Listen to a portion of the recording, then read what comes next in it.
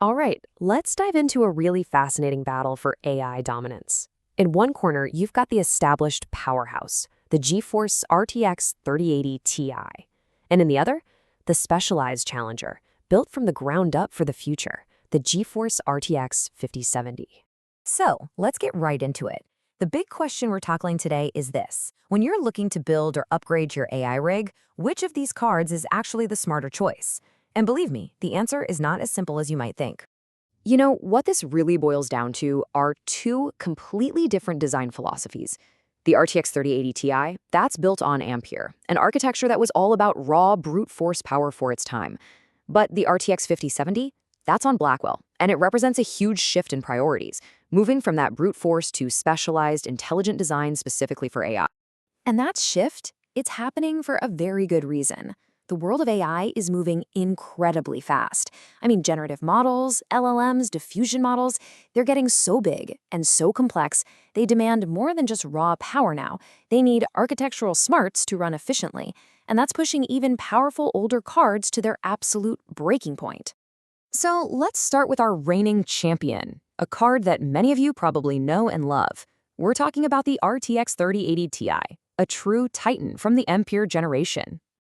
The 3080 Ti was all about sheer muscle. I mean, look at these numbers. We're talking over 10,000 CUDA cores for raw compute and a massive 912 gigabytes per second of memory bandwidth.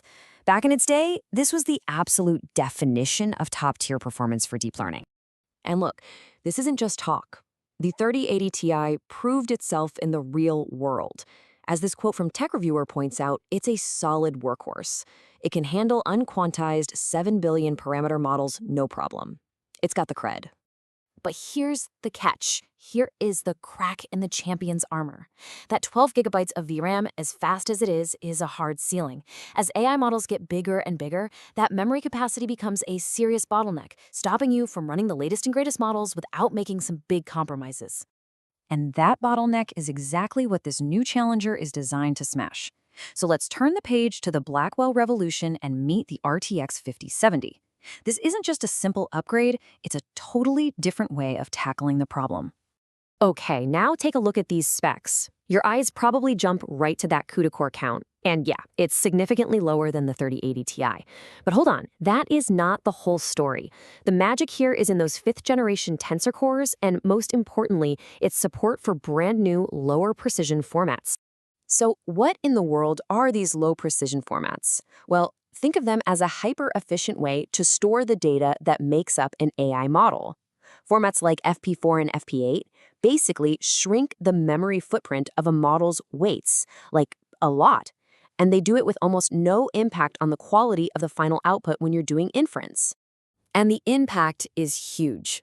Seriously, in theory, using something like FP4 can cut the storage needed for a model's weights by up to 4 times compared to the standard FP16 format on the older cards.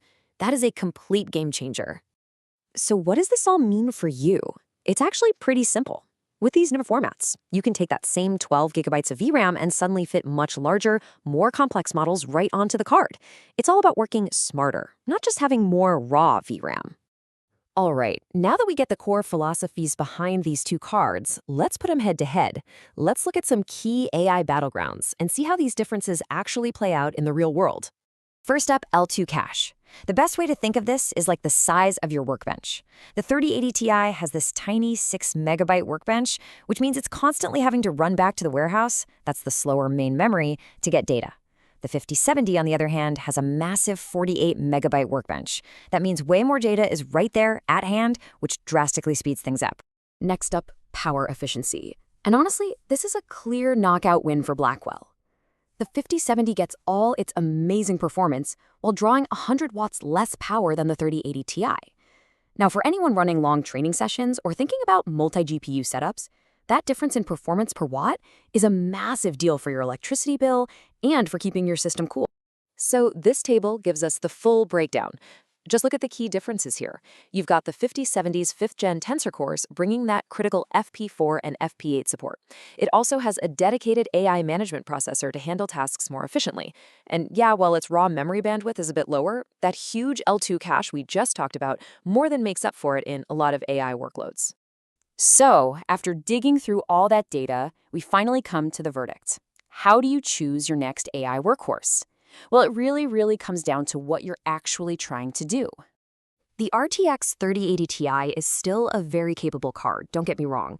If your work is mainly focused on those well-established workflows using FP16 and you're not trying to push the absolute limits with massive models, it's still a super reliable and powerful choice, especially if you can find one at a good price.